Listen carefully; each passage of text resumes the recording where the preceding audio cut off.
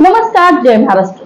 15 October हा doctor APJ Abdul Kalam, थोर शास्त्रज्ञ, मिसाईल मॅन यांचा जन्मदिवस आणि तो जन्मदिवस वाचन प्रेरणा दिन म्हणून साजरा केला जातो। आज आपण पाहतो की आपण मुलांच्या नावे बँकांमध्ये ठेवी ठेवतो, पण सध्या परिस्थितीमध्ये आज तंत्रज्ञानाने मोठी झेप घेतलेली असताना, आपण तंत्रज्ञानाचे गुलाम झाले असताना, मुलांच्या मनाला सशक्त करण्यासाठी, संस्कारित करण्यासाठी त्यांना पुस्तक रूपी ठेवी ठेवणं हे फार महत्वाचं झाले आहे। माझी सारी संपत्ती, माझं सर्वस्व नेलं तरी चालेल, पण माझ्या पुस्तकांना जर कोणी हात लावला तर मी त्याला प्राणपणाने विरोध करेल, असे म्हणणारे डॉक्टर बाबासाहेब आंबेडकर त्यांनी मानवाला मन सुदृढ करण्यासाठी, सशक्त करण्यासाठी वाचन केलं पाहिजे हे सांगितलं। ते एक अभ्यासू व्यक्तिमत्व होतं। आज आपल्या भारताचं संविधान त्यांनी लिहिलं, असे Bharat Ratna doctor Babasaheb Ambedkar, missile man doctor APJ Abdul Kalam, या सगळ्यांचा जर आपण विचार घेतला तर 15 ऑक्टोबर हा दिवस केवळ एक दिवस वाचन प्रेरणा दिन म्हणून साजरा न करता आपण मुलांना उत्तम पुस्तकं दिली पाहिजे। पण बरेच वेळा पालक मला विचारतात की मुलांनी कोणती पुस्तकं वाचली पाहिजे, किंवा मुलगा मोबाईल आवडीने घेतो पण पुस्तक वाच म्हटलं की नको म्हणतो। मला आपल्या सर्वांना विनंती करायची आहे की जसं आपण मोबाईल पाहतो म्हणून मुलं मोबाईल पाहतात, निरीक्षणातून मुलं अनुकरण करतात, मुलं वाचायला घेणारच नाहीत लगेच। आपण आधी वाचलं पाहिजे, म्हणजे मुलं वाचतील, किंवा त्यांच्या कानावर उत्तम गोष्टी पडल्या पाहिजे। असं म्हणतात की चांगला मित्र आणि चांगली पुस्तकं ही आपल्या आयुष्यभर साथ देत असतात।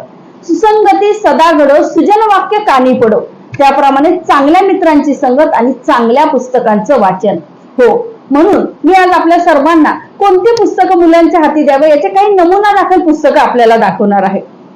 The tales of Tenali Raman, इंग्रजी पुस्तक the tales of Tenali Raman, Ramdas स्वामींचे मनाचे श्लोक, भारताचे सुपुत्र यशवंतराव चव्हाण, ही छोटी पुस्तकं आहेत जी आपण मुलांना वाचायला देऊ शकतो। प्राध्यापक नितीन बानगुडे पाटील यांचा यशाचा पासवर्ड या पुस्तकामध्ये अनेक छोट्या गोष्टी रूपामध्ये यश, प्रेरणा, निश्चय, कर्तव्य, क्षमता असे गोष्टी रूपामध्ये मुलांना समजेल अशा माहिती सांगितलेल्या आहे। रामरक्षा, मुलांनी रामरक्षा म्हटली तर त्यांचे उच्चार शुद्ध होणार आहेत, अशी छोटी गोष्टीची पुस्तकं आपल्याला कुठे उपलब्ध होतात। सुखी माणसाचा सदरा, लोकनेते राजर्षी शाहू महाराज, आता मी ज्यांचा उल्लेख केला, ज्यांच्या नावामुळे वाचन प्रेरणा दिन साजरा केला जातो, ज्यांच्या जन्मदिवसानिमित्त, ते डॉक्टर एपीजे अब्दुल कलाम यांचं हिंदीतील अग्नि की उडान किंवा मराठीमधील अग्निपंख ही पुस्तकं आपण जरूर वाचली पाहिजेत। त्यांनी पुस्तकामध्ये लिहिलं होतं की स्वप्न पाहणं हा गुन्हा नाहीये, तर उलट छोटी स्वप्न पाहणं हा गुन्हा आहे, आणि स्वप्न पूर्ण करेपर्यंत किंवा ध्येय पूर्ण करेपर्यंत माणसाने थांबू नये। प्रयत्नांचे फळ, स्वामी विवेकानंदांच्या गोष्टींचं पुस्तक आहे। ज्ञानज्योती, सावित्रीबाई फुले, साने गुरुजी यांचं श्यामची आई, आपण अनेकांनी आपल्या काळामध्ये आपण हा पिक्चर पाहिलेला आहे, पण आता मुलांना आपण ही गोष्टी रूपाने वाचायला दिलं पाहिजे। पाठ्यपुस्तकामध्ये सुद्धा यावर आधारित गोष्ट आपल्या काळी होती, आताही आहे। मंगल गीतांजली, मुलींवर आधारित अनेक पुस्तकं आहेत। बोंबलणारा घसा नावाचं हे पुस्तक आहे, किंवा याच्यासारखे अनेक मुलींवरची पुस्तकं आहेत। साने गुरुजींचं चरित्र स्वरूपात छोटी पुस्तकं आहेत। अनेक जे स्वातंत्र्य योद्धे होऊन गेलेले आहेत, पण आज आपण स्वातंत्र्यामध्ये जगतो आहे, आपल्याला प्रत्येक गोष्टीचं स्वातंत्र्य आहे, पण हे स्वातंत्र्य मिळवण्यासाठी जे योद्ध्यांनी प्रयत्न केले, अगदी प्राणाची आहुती दिली, त्यांच्या कथा स्वातंत्र्य योद्ध्यांच्या, यासारखी पुस्तकं आपण मुलांच्या हाती देऊ शकतो। अष्टपैलू साने गुरुजी यासारखं पुस्तक आहे। गाडगे महाराज, सत्यशोधक गाडगे महाराजांनी सांगितलं होतं, नवस सायास करण्यापेक्षा मुलांना चांगलं शिकवा, ऋण काढून सण साजरे करण्यापेक्षा मुलांना शिकवा, अंधश्रद्धा बाळगू नका। त्यांनी स्वतः स्वच्छतेची मोहीम हातामध्ये घेतली होती। आज मला वाटतं आपला परिसर स्वच्छ करण्याबरोबरच आपल्या मनावर मोबाईलचं किंवा मोबाईलच्या रील्सचं जे गारुड झालेलं आहे ते स्वच्छ करून पुस्तकांकडे मन वळवणं आणि मनाचं शुद्धीकरण करणं हेही गरजेचं आहे।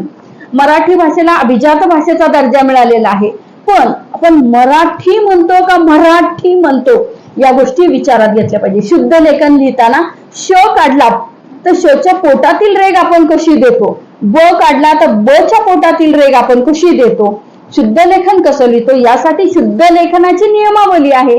ही सुद्धा आपण पालकांनी पाहिली तर मुलंही ती वाचतील. हत्ती व प्राण्यांची सभा हे तुम्ही 1ली ते 4थी पर्यंतच्या मुलांना सुद्धा ही गोष्टीची पुस्तकं वाचायला देऊ शकता. 75 गोष्टी श्रीकृष्णाच्या. महाराणी येसुबाई आणि ताराराणी यांच्या पराक्रमाच्या 51 गोष्टी. आपण हा आपला इतिहास, आपला आध्यात्मिक वाङ्मय सुद्धा मुलांपर्यंत पोहोचवलं पाहिजे. महाभारतातील कथा असतील, अभिमन्यूच्या कथा असतील, या कथा मुलांपर्यंत वाचायला दिल्या पाहिजे. त्याचप्रमाणे मुलांच्या साठी किंवा दिवाळी अंक वगैरे खूप असतात.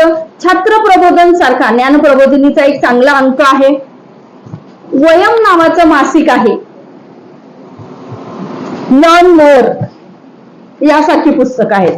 आता यासारखी अनेक पुस्तकं आपण मुलांच्या हातामध्ये देऊ शकतो. पालकांनी वाचण्यासारख्या गोष्टी म्हणजे लोकराज्यासारखा मासिक आहे. मिळून साऱ्या जणी सारखे मासिक अंक आहेत, तेही आपण पाहू शकतो.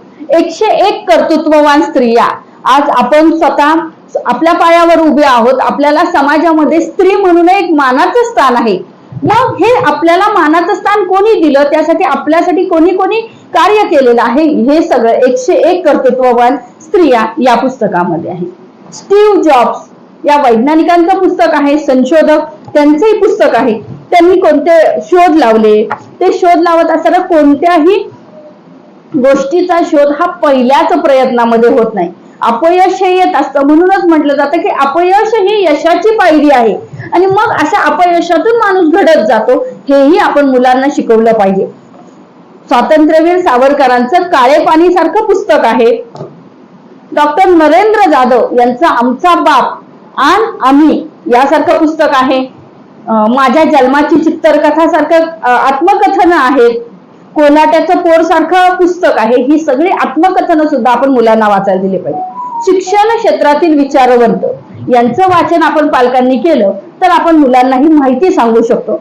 बदलता प्रवास ऑलिम्पिकचा यासारखी पुस्तक आहे.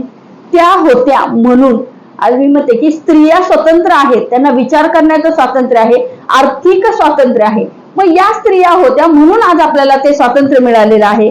मग यामध्ये मदर टेरेसा आहेत, इरावती कर्वे आहेत, झाशीची राणी, क्रांतीज्योती सावित्रीबाई फुले, अहिल्याबाई होळकर, मृणालिनी देसाई, सरोजिनी नायडू अशा अनेक स्त्रियांची माहिती दिलेली आहे. सुधा मूर्ती यांचं वाईज अँड अदरवाईज हे यासारखं पुस्तक आहे. तसंच त्यांची डॉलर बहू सारखं सुद्धा पुस्तक वाचण्यासारखं आहे. मगाशी मी ज्याचा उल्लेख केला ते किरण शांताबाई काळे यांचं कोल्हाट्याचं पोर. ही पुस्तकं ही आत्मकथनं आहेत, ती वाचली पाहिजे. आपला मुलाचा आपण विचार केला तर आज आपण पाहतो की त्रिकोणी कुटुंब आहे किंवा चौकोनी कुटुंब आहे आणि एकटं मूल आहे किंवा 2 मुलं आहेत. मग मुलांचा आक्रस्ताळेपणा वाढताना दिसतोय किंवा एकलकोंडेपणा वाढताना दिसतोय. पालक कामावर जातात, मुलं घरी एकटी असतात, मोबाईलच्या विश्वामध्ये थोडी रमणारी असतात, घरामध्ये संवाद साधायला कोण नसतं. मग अशा वेळेस मुलांच्या अनेक समस्या निर्माण होतात. त्या दृष्टिकोनातून शोध मुलांच्या मनाचा यासारखं पुस्तक आपण पालकांनी, लेखिका रेणू दांडेकर यांनी लिहिलेलं हे पुस्तक आपण वाचलं पाहिजे.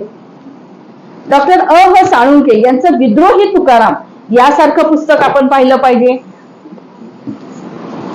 पालक नीती परिवाराचा उपक्रम आनंदाने शिकण्याच्या दिशेने मुलांना कसं शिकवलं पाहिजे, मुलांच्या मध्ये कसं समरस झालं पाहिजे, त्यांच्याशी संवाद साधून गप्पा गोष्टींमधून मुलांना बोलतं केलं पाहिजे. कारण आज काळाची गरज मुलांना बोलतं करणं आहे.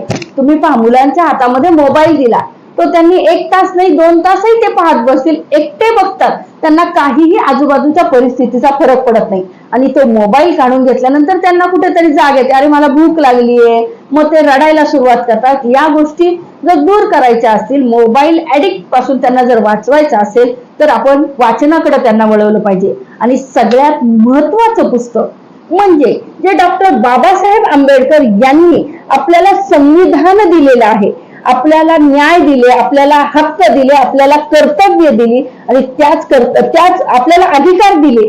पण या अधिकारांबरोबरच कर्तव्य दिली, आपल्याला जगण्याचा अधिकार दिला. हो, माणूस म्हणून माणसाला जगण्याचा अधिकार देणारे डॉक्टर भारतरत्न डॉक्टर बाबासाहेब आंबेडकर यांचं भारताचे संविधान हे पुस्तक प्रत्येकाने घरामध्ये ठेवलं पाहिजे. आपण जसं आपल्या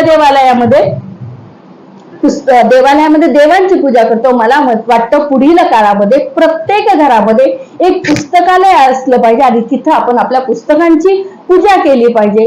तरच खऱ्या अर्थाने हा वाचन प्रेरणा दिन केवळ एक दिवसाचा न राहता तो कायमस्वरूपी आपण मुलांच्या वाचनामधून साजरा करूयात. मुलांना जेवढं वाचायला देतात तेवढं कमी आहे, त्यासाठी आपण प्रयत्न केले पाहिजेत.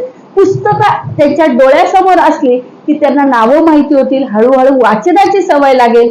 असं म्हणतात की कोणतीही सवय एका दिवसात लागत नाही, त्यासाठी 21 दिवसांचा काळ होतो. कृतीमधून विचार करतात आणि विचारातून सवयी निर्माण होत असतात. त्या दृष्टिकोनातून आपण या पुस्तकांची मेजवानी मुलांना देऊयात. जय हिंद, जय महाराष्ट्र.